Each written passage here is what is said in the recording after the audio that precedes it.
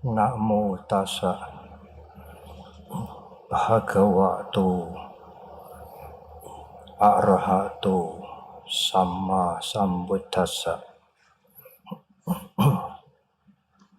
Namo tassa bhagavato arahato sama sambuddhassa. Namo tassa bhagavato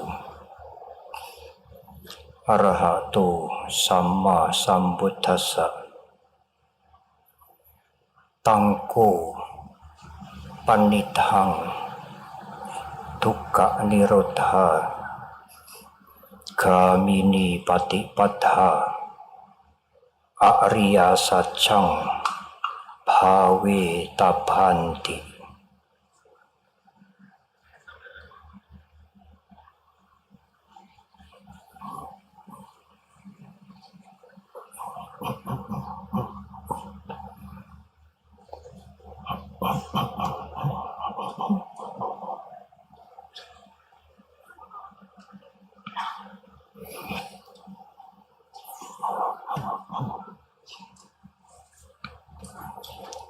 Para ibu, bapak sekalian, dan saudara-saudara yang berbahagia,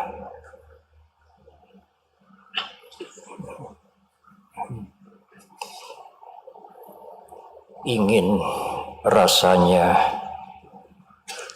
kami menyapa tamu-tamu kehormatan kami yang merasa bagi kami sangat dekat dengan umat Buddha.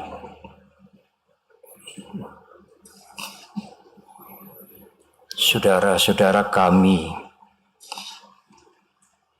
para pimpinan, para tokoh lintas agama, tetapi sungguh amat banyak, sulit bagi kami untuk menyebut dan menyapa semuanya tanpa terlewatkan.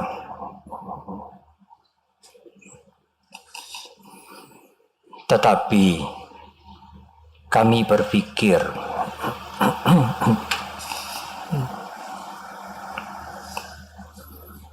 di antara tamu-tamu kehormatan kami yang berada di tengah-tengah kita, Bapak Direktur Urusan dan Pendidikan Agama Buddha, Bapak Supriyadi dari Direktorat Jenderal Bimbingan Masyarakat Buddha, Kementerian Agama. Tetapi kami berpikir bahwa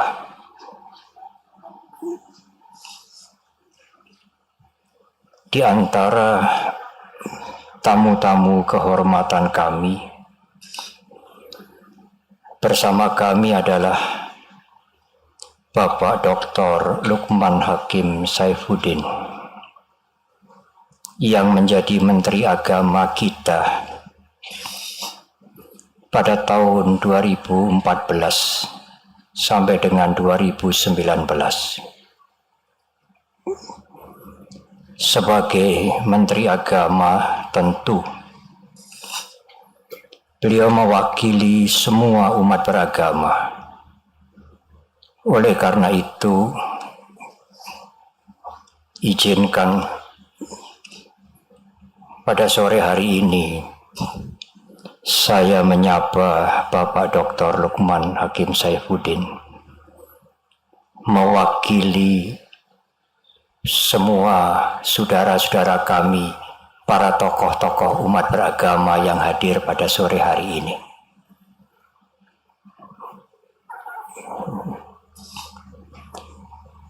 Para biku, para samanera, para atasilani, pandita, semuanya ibu bapak saudara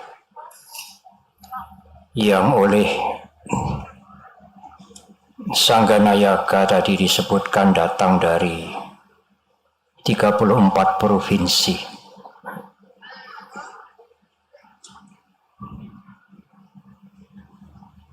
Ibu, bapak, dan saudara, kemarin sore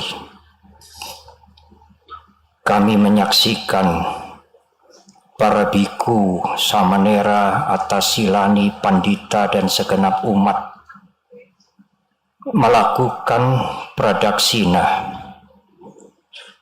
mengelilingi Candi Borobudur dengan hikmat dan tertib. Hanya 20 biku saja yang diizinkan untuk melakukan puja dan pradaksina di puncak Candi Borobudur.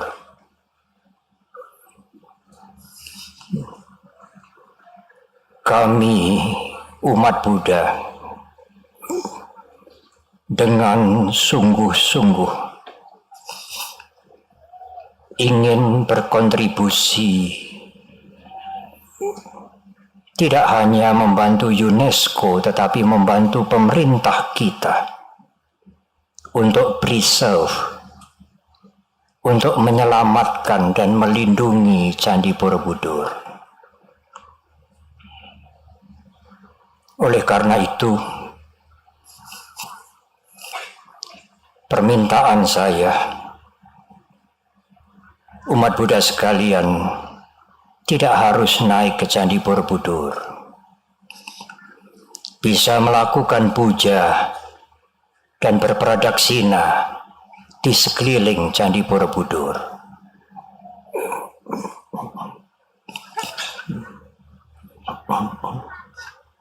Tetapi ibu bapak dan saudara,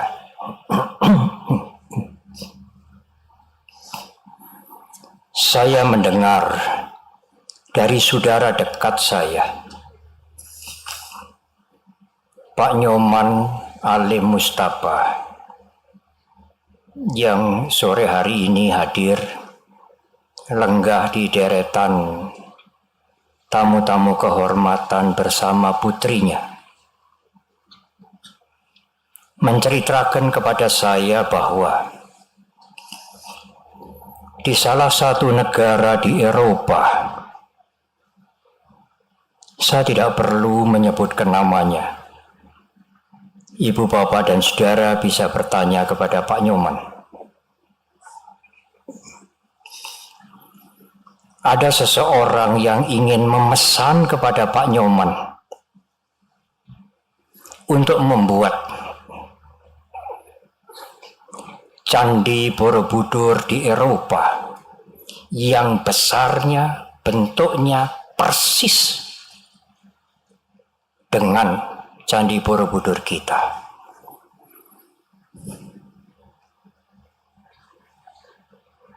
Terkejut saya. Saya bertanya kepada Pak Nyoman, Pak Nyoman sanggup? Sanggup, Bante. Saya tidak terbiasa berbantahan dengan Pak Nyoman.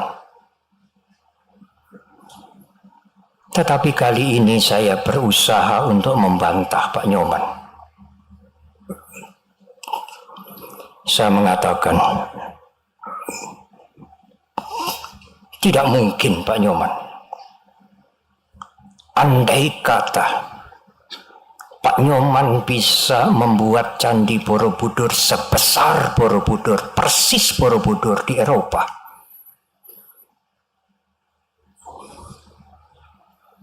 pusaka dunia Candi Borobudur itu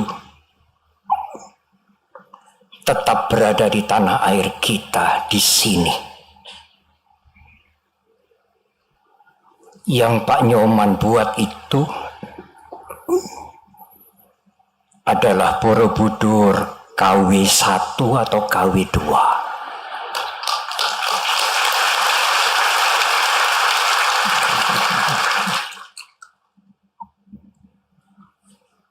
Pak Nyoman dengan putrinya itulah yang membuat kereta kencana yang sepenuhnya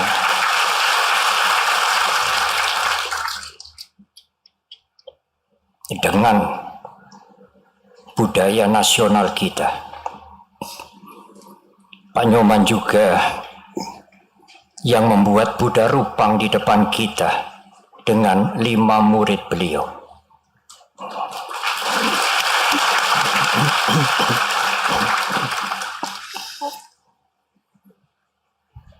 Ibu, bapak, dan saudara, 2 hari sebelum perayaan Asada ini, saat umat Buddha memperingati Guru Agung Buddha Gautama memberikan khotbah yang pertama kepada 5 murid pertama beliau, saat purnama di bulan Asada atau Asalha yang kita peringati pada hari ini. Sebenarnya bulan purnama jatuh pada tanggal 13 Juli nanti.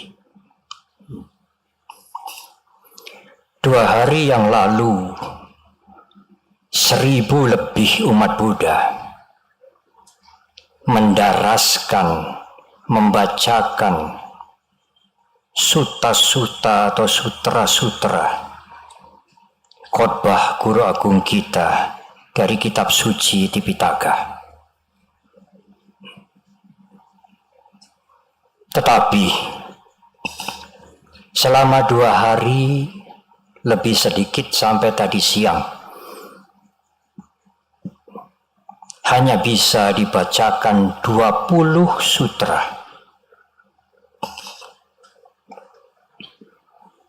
Saya ingin matur kepada Pak Lukman. Di sini juga ada Pak Rektor UIN Jogja, Profesor Al-Makin, dan juga Ketua Majelis Ulama Indonesia DIY. Saya ingin matur kepada beliau. Apa yang dilakukan selama 2 hari ini seperti tadarusan.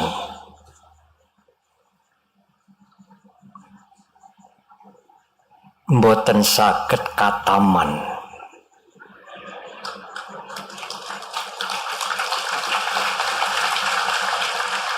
Mengapa demikian? Di Sutta Pitaka itu terdiri dari ratusan ribu sutra khotbah Guru Agung Buddha Gautama. Belum lagi Winaya Pitaka, belum lagi Abhidhamma Pitaka, Tripitaka. Kalau setiap tahun menjelang perayaan Asada Agung di Candi Pusaka Borobudur, yang bisa dibaca hanya 20 sutra, katamnya kapan? Dari ratusan ribu sutra.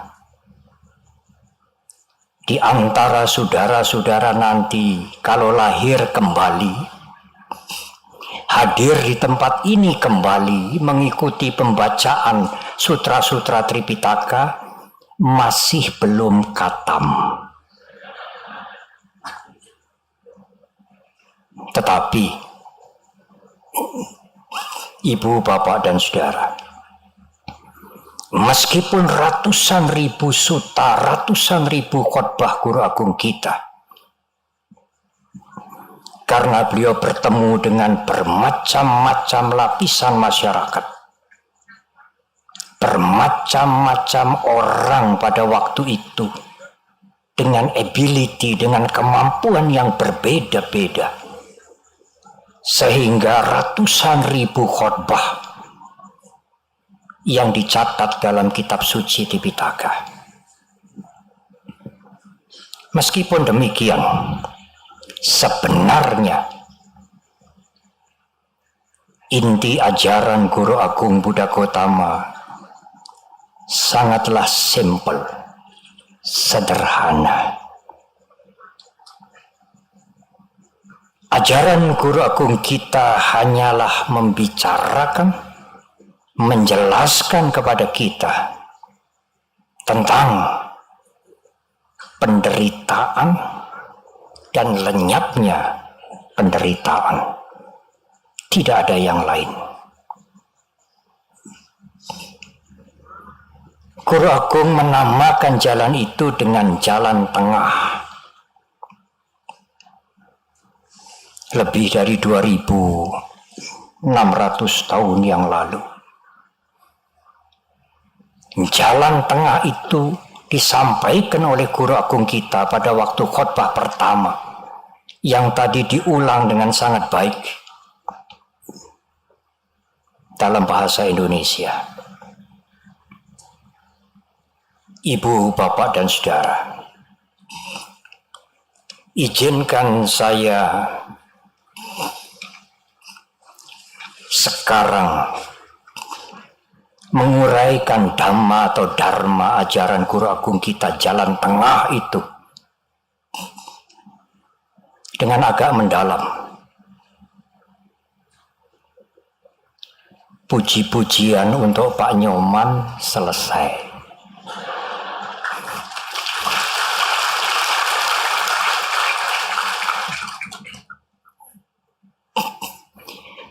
Oleh karena itu,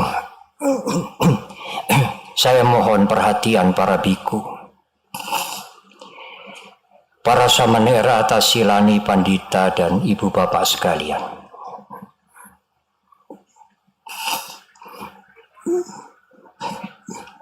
Jalan tengah bisa dimengerti dalam dua aspek. Yang pertama, jalan tengah sebagai pandangan. Dan yang kedua, jalan tengah sebagai patipada, praktek yang perlu dikembangkan untuk menyelesaikan penderitaan.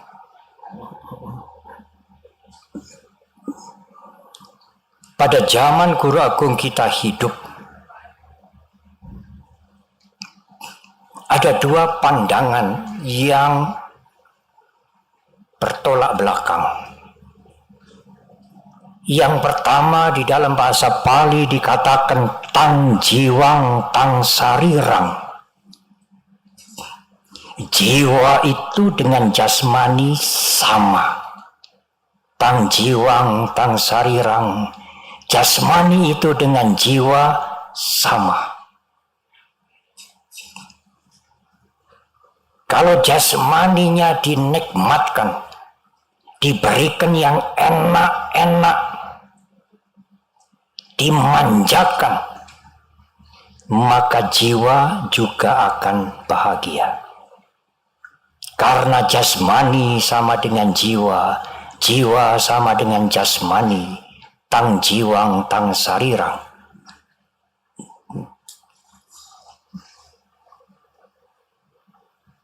Pandangan ini memunculkan kamesu kamasuka likanu yogu, memuaskan hawa nafsu. Karena mereka berpandangan kalau hawa nafsu indrawi ini dipuaskan, jiwa itu akan bahagia. Tetapi pandangan yang lain, anyang jiwang anyang sarirang, jiwa itu berbeda dengan jasmani. Jasmani itu sangat berbeda dengan jiwa.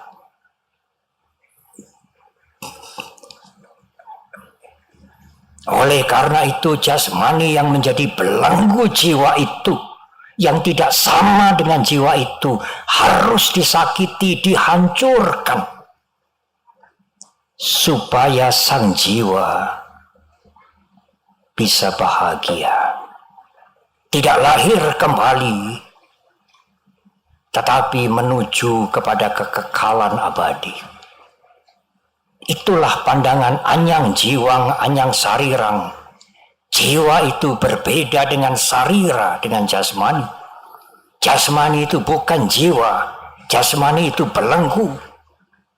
Jasmani harus disakiti, dihancurkan, supaya sang jiwa tidak melekat pada jasmani, supaya sang jiwa tidak lahir kembali, tetapi bebas menuju kepada kekekalan. Ibu, bapak, dan saudara,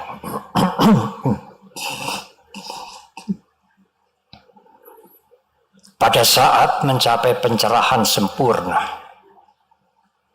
Guru Agung kita Buddha Gautama melihat dua pandangan ini ekstrim, ubo ante, ujung kedua ujung ini bertolak belakang.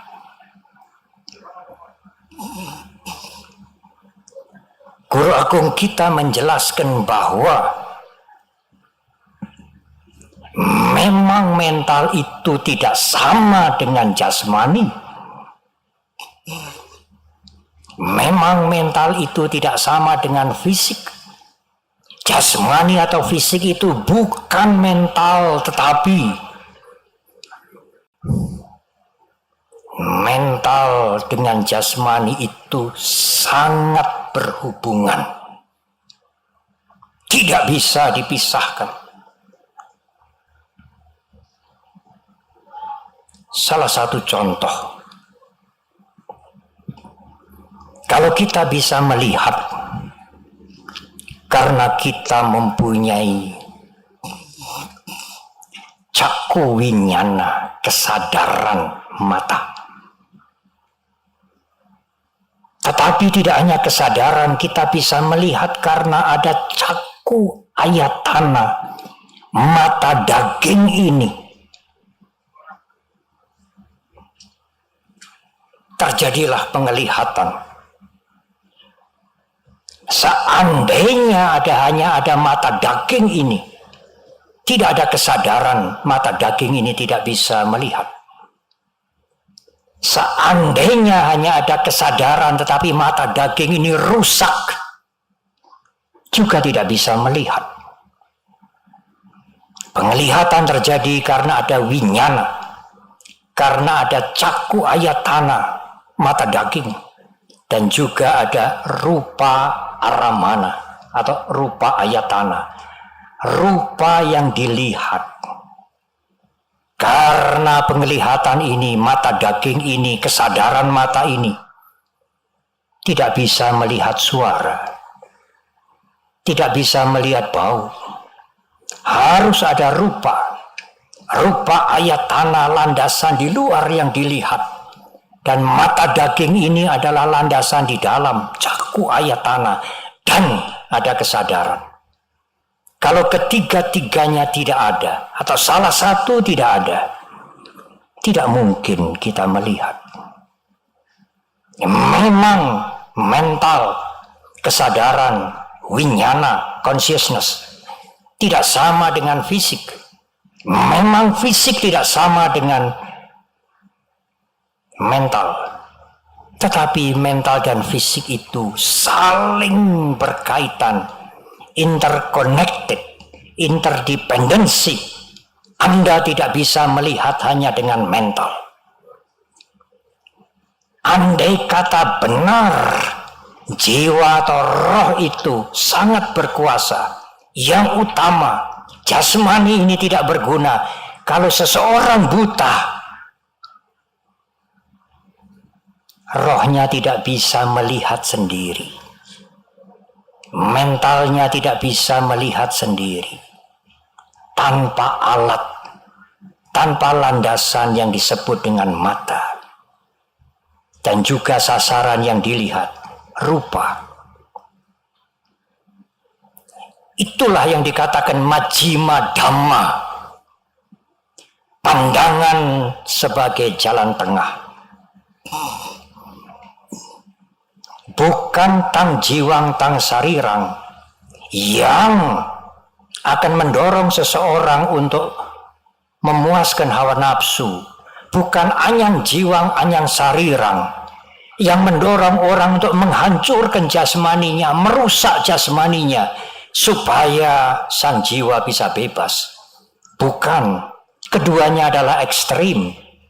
Majjhima dhamma menunjukkan kepada kita bahwa kesadaran bahwa mental itu sangat erat hubungannya dengan jasmani.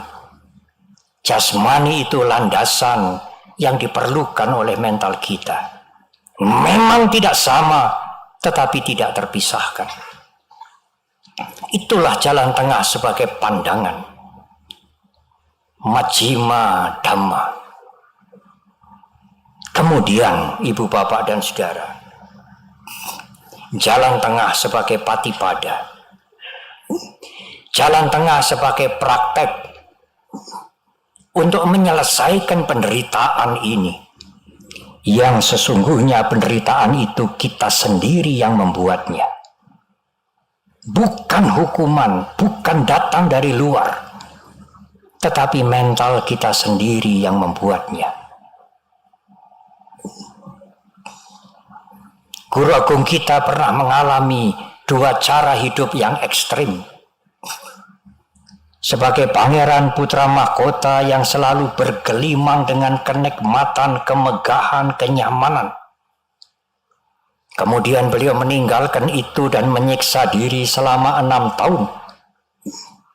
Sampai beliau hampir meninggal dunia. Karena pandangan yang ekstrim bahwa jasmani ini kotor, jasmani ini belenggu, jasmani ini penjara, harus dihancurkan supaya jiwa tidak melekat pada jasmani dan bisa bebas merdeka. Guru agung kita mengalami kedua macam cara hidup yang ekstrim ini. Oleh karena itu di dalam khotbah yang pertama beliau mengatakan ubo ante anupagama. Kedua ujungan ini anupagama harus dihindari. Majjhima patipada tatagatena abhisambuddha. Inilah jalan tengah yang telah disadari dengan terang dan jelas oleh Tathagata. Tathagata demikian beliau menyebut dirinya sendiri. Ibu, bapak, dan saudara, pada perayaan Waisak yang lalu saya menyinggung sedikit. Jalan tengah ini bukan jalan kompromi. Jalan tengah ini bukan jalan hibrid. Perayaan Waisak, perayaan Asada malam hari ini hibrid. Saudara mengerti tentu. Jalan tengah bukan jalan kompromi. Jalan tengah bukan jalan hibrid. Mengambil dari sini sedikit, dari sini sedikit. Inilah yang di tengah. Mengapa demikian? Kami mempunyai perumpamaan yang sangat jelas untuk menjelaskan bahwa jalan tengah itu bukan jalan kompromistis, bukan jalan hibrid.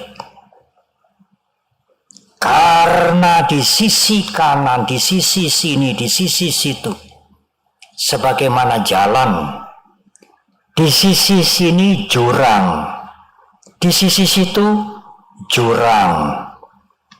Kita harus berjalan di jalan ini. Inilah jalan tengah. Kalau Anda sekalian kemari masuk jurang, kalau Anda ke situ masuk jurang. Oleh karena itu jalan tengah bukan jalan kompromi, bukan jalan hibrid. Ibu, bapak, dan saudara, jalan tengah itulah jalan yang satu tetapi 8 unsur. Guru agung mendahului dengan samaditi, pandangan yang benar. Karena 2 pandangan yang saya singgung di depan bisa mempengaruhi peri kehidupan seseorang. Oleh karena itu pandangan Anda sekalian, ibu bapak sekalian harus benar. Tidak berpandangan yang akan mencelakakan ibu bapak masuk ke jurang ini atau ke jurang itu. Secara garis besar, pandangan benar adalah pandangan bahwa kejahatan akan menghancurkan kita dan menghancurkan orang lain, termasuk lingkungan. bahwa kebaikan akan bermanfaat untuk kita dan berguna untuk orang lain. Jangan melakukan kejahatan, keburukan. Banyaklah melakukan kebajikan, karena kejahatan akan berbuah penderitaan dan kebaikan akan berakibat kebaikan.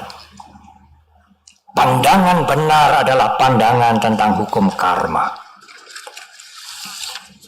Pandangan benar itulah yang menuntun pikiran kita untuk berpikir yang benar. Pandangan benar dan pikiran benar akan menjadi pembimbing ucapan, perbuatan, dan penghidupan yang benar. Ucapan kita, perbuatan kita, penghidupan kita tidak sampai menghancurkan kita, karena keburukan itu tidak baik dan juga menghancurkan orang lain. Ucapan benar, perbuatan benar, penghidupan benar haruslah ucapan, perbuatan, dan penghidupan yang baik. Karena yang baik itu berguna untuk kita dan bermanfaat untuk orang banyak. Tetapi, ibu, bapak, dan saudara, menghindari kejahatan, tidak melakukan kejahatan dan menambah kebajikan, tidaklah bisa membersihkan mental kita sepenuhnya. Bisa saja kita menghindari kejahatan dan melakukan banyak kebajikan, tetapi keakuan, kecongkaan, keinginan untuk mendapatkan yang lebih banyak, belumlah lenyap. Dan kalau keinginan mendapatkan yang lebih itu terhalang, timbullah kebencian.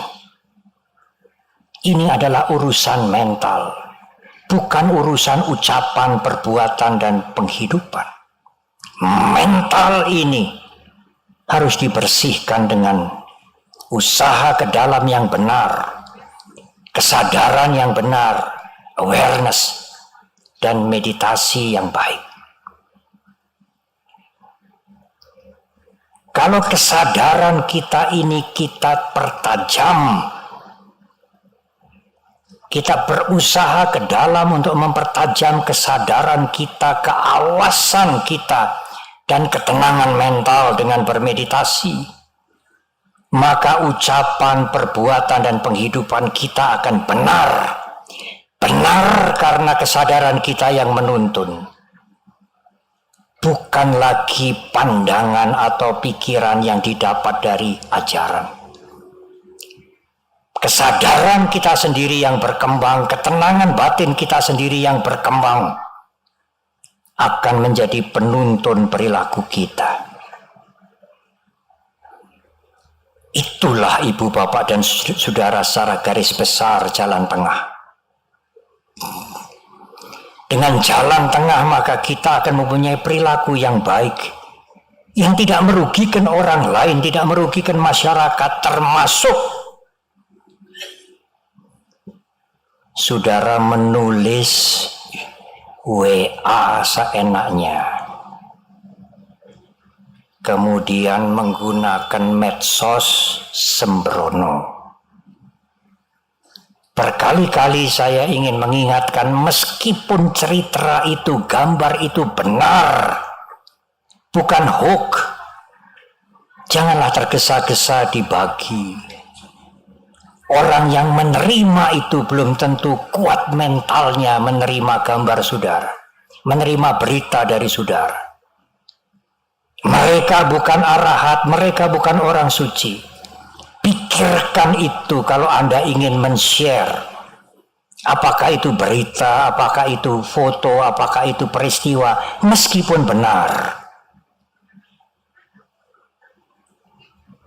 Kalau Anda sekalian, kalau kita menjaga perilaku kita, ucapan kita, perbuatan kita, berpenghidupan yang benar, punya usaha ke dalam meningkatkan kesadaran kita, sati, awareness kita, dan bermeditasi, maka kotoran batin itu mulai bersih.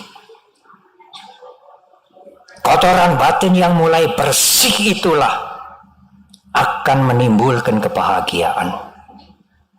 Anda tidak perlu mencari kebahagiaan, tidak perlu mengejar kebahagiaan. Tetapi pada saat kotoran batin itu berkurang, maka kebahagiaan akan muncul. Ibu, bapak, dan saudara, inilah Majjhima Patipada, praktek jalan tengah yang bisa dipraktekkan oleh siapa saja. Tidak harus mengikuti upacara-upacara, membaca parita yang sulit-sulit, kalau bisa memang baik.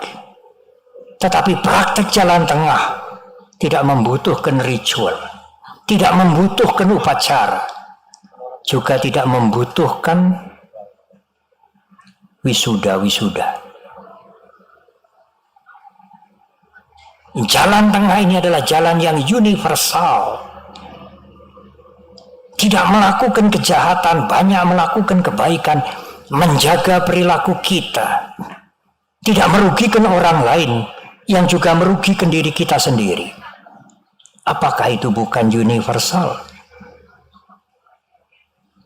Menjaga kesadaran kita tidak sembrono, mboten delenger, saudara, ibu bapak sekalian. Melatih meditasi supaya pikiran itu tenang, supaya kotoran-kotoran batin, keserakahan, kebencian, keakuan itu berkurang. Bukankah itu universal?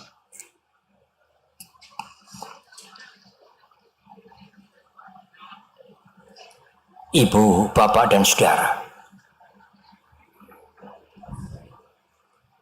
bukan pilihan. Saya boleh menyampaikan praktek itu keniscayaan. Guru Agung kita pernah menyebutkan yang dicatat di dalam Dhammapada. Nak kahapana wasena titik kamesu wijati. Andai kata ada hujan yang turun bukan air, tetapi hujan yang turun itu kepingan emas. Nak kahapana wasena titik kamesu wijati. Orang berebut mengambil kepingan emas, membawa karung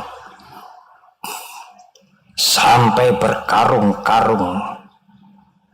Tidak ada orang yang merasa puas.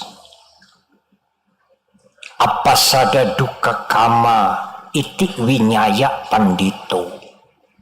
Seorang bijak akan melihat kesenangan hawa nafsu itu hanya sebentar dan menimbulkan penderitaan yang panjang.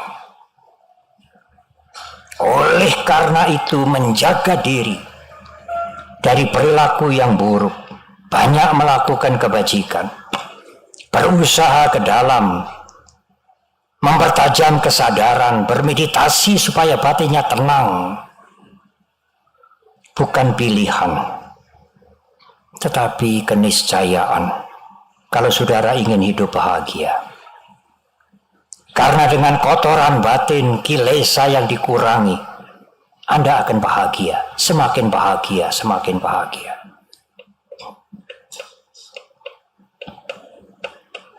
Oleh karena itulah ibu bapak dan saudara, dalam khotbah Guru Agung yang pertama itu, saat bulan purnama di bulan Asalha atau Asada, beliau mengatakan tangko panidang dukkha nirodha gamini patipada Arya Sacang, jalan untuk melenyapkan penderitaan ini, bawe tabanti, harus dikembangkan.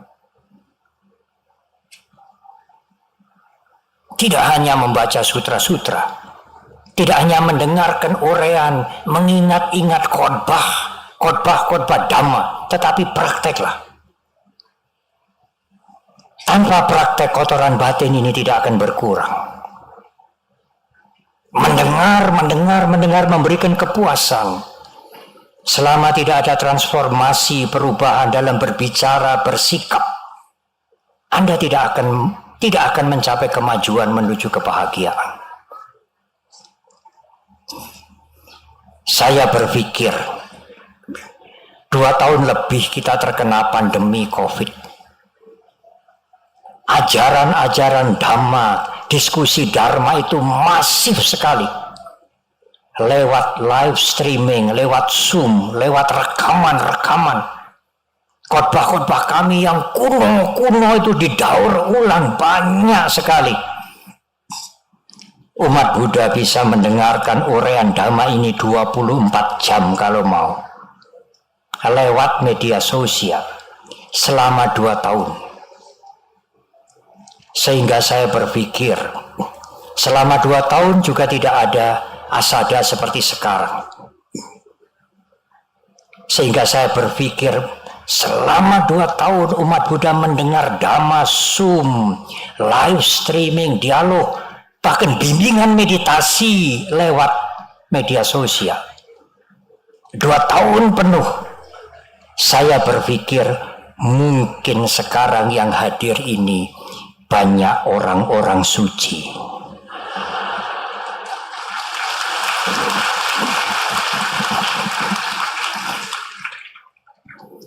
Oleh karena itulah ibu bapak saudara, Tangko panidang duka niroda gamini patipada arya sajang bawe tabang.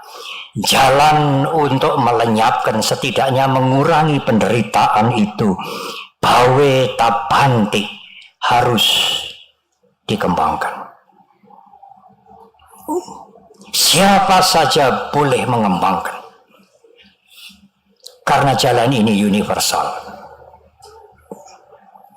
Pada suatu saat ibu bapak dan saudara, izinkan saya mengakhiri uraian ini dengan satu peristiwa. Waktu guru agung kita bertemu dengan para pertapa kelompok lain yang bernama Nigroda. Khotbah ini dicatat di dalam Digha Nikaya, kelompok awal yang panjang dari Sutta Pitaka, Udumbarika Sutta. Umat Buddha sekalian, perhatikan ini baik-baik. Guru agung kita menyapa kepada pertapa Nigroda, Nigroda, aku mengajarkan Dharma, bukan ingin menarik kelompok lain menjadi muridku. Dengan kalimat lain, Nigroda, aku mengajarkan Dharma bukan untuk mencari murid.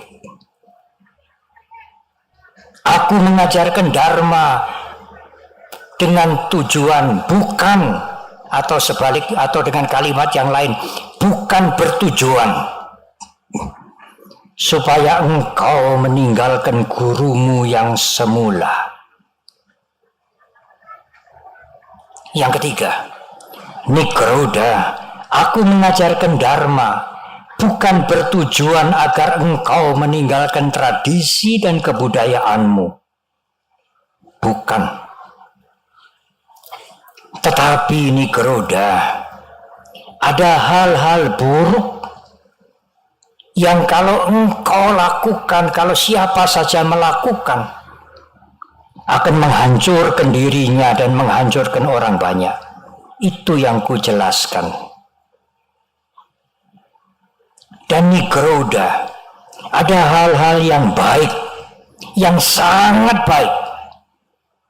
Aku jelaskan itu, karena kebaikan itu akan bermanfaat untuk orang lain dan bermanfaat untuk dirimu.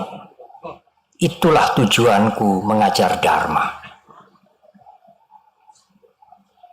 Ibu, bapak, dan saudara, sampai hari ini Nigroda Sutta yang diajarkan oleh guru agung kita pada waktu beliau menyapa kepada pertapa Nigroda dipegang oleh semua biku dari mazhab, dari ordo, dari sekte yang manapun.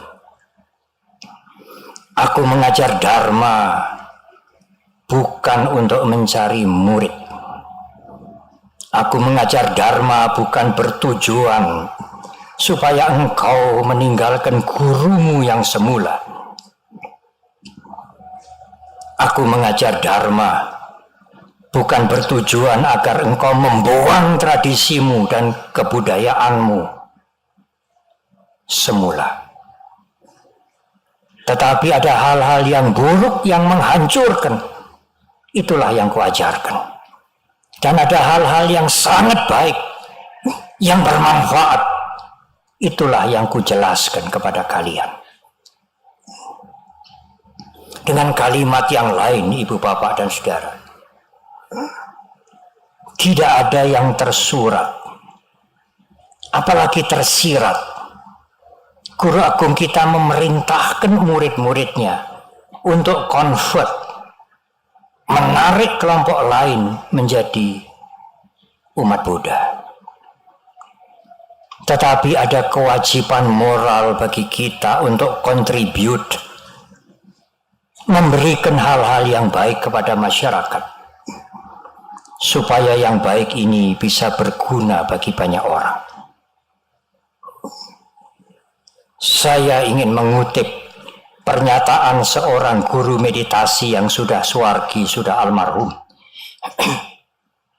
Seandainya Sang Buddha, seandainya ajaran agama Buddha convert, maka ajaran guru agung kita itu convert from suffering to be happiness.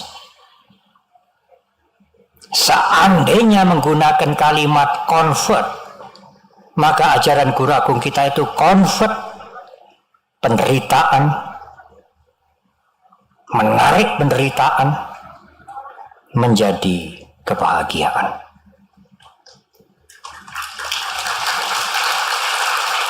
Ibu, bapak dan saudara, marilah kita praktek, marilah kita berlatih di jalan tengah.